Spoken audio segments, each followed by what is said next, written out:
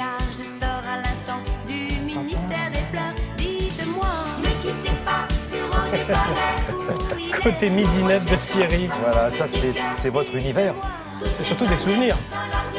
Voilà, Dorothée, pour vous accueillir, Yann Lavoie, en pleine guerre, en plein conflit, on va dire, entre les VTC, les véhicules de tourisme avec chauffeur, et les taxis. Certaines compagnies se disent qu'il y a peut-être des choses à améliorer. C'est vrai que quand on a un peu voyagé dans le monde, on s'aperçoit qu'on est quand même là-dessus très en retard en France, à Paris notamment, qui est quand même une énorme métropole.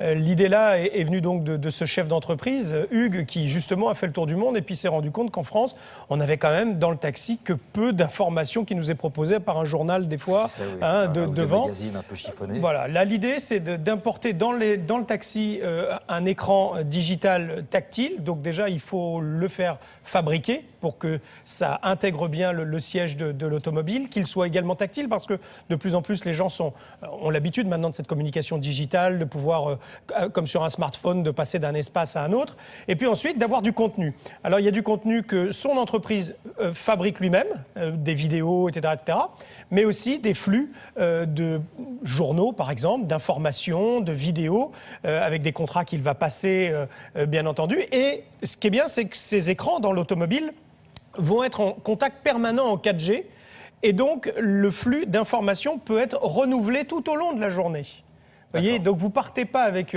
quelque chose d'embarqué qui va être périmé au bout de peu de temps et désuet. L'information continue à être pushée dans cet écran tout au long de la journée. Et là, ça devient vraiment intéressant parce que vous avez un moyen d'information interactif à l'arrière pour le passager. Et ça, c'est pas mal. 4 compagnies, pour l'instant, dans les Yvelines et dans les Hauts-de-Seine, ont signé avec cette entreprise française qui est très jeune, et un peu en forme de test, une centaine de taxis. L'espoir, c'est d'en avoir 1000 à la fin de l'année. On vous propose de regarder ce que ça donne.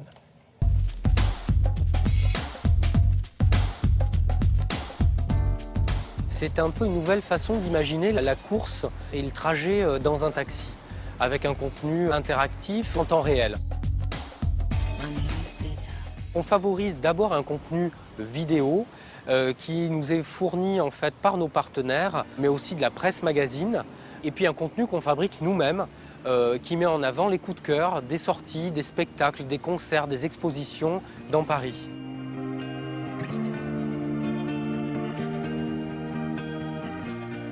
On propose un contenu différent tout au long de la journée, un contenu qui est adapté à la course, à la durée d'une course, mais surtout adapté à l'usager. Donc l'usager du matin qui part pour l'aéroport n'est pas le même de l'usager conso en journée ou l'usager du soir ou de la clientèle qui veut sortir en resto, en hôtel ou pour voir des spectacles. Nous avons réalisé du Made in France dans la conception informatique de la solution pour la mise à jour du contenu, mais aussi dans le design et l'installation du matériel lui-même. La mise à jour se déroule somme toute très simplement, puisque le taxi est connecté en fait grâce à un grand opérateur télécom en 4G. Le concept, c'est d'améliorer le service embarqué à bord gratuitement pour le taxi et pour l'usager.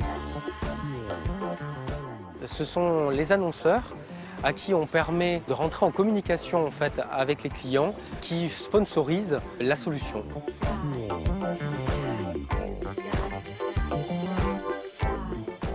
Ouais, Yann, je les vois bien, les spectateurs, là, les téléspectateurs. Ça modifie le prix de la course? Non, ce sont effectivement tous les investisseurs, tous les partenaires que l'on va retrouver dans la tablette qui vont finalement financer ça, qui vont financer, et même le taxi n'aura rien à payer. C'est-à-dire que tout ça va être installé aux frais de l'entreprise, si vous voulez. Et bien sûr, ça ne change pas le prix de la course. Il y a un seul truc que vous ne trouverez pas à l'intérieur de cette tablette, c'est de l'infotrafic. Parce qu'on n'a surtout pas envie que le client derrière dise « Ah, vous avez vu, c'est vert là, par cet itinéraire-là, et vous devriez plutôt… » là. Voilà. Il n'y aura pas d'infotrafic à l'arrière pour pas qu'on embête le taxi avec ça. Mais sinon, toute l'information voulue sera dedans. Voilà, l'infotrafic, c'est dans Télématin. Voilà. Exactement, uniquement. Merci beaucoup, Yann. Bon, on va continuer dans le domaine high-tech avec une performance musicale dont va nous parler Julia dans un instant. Une performance assez époustouflante. Exactement, une vraie performance musicale. On part à New York, Thierry.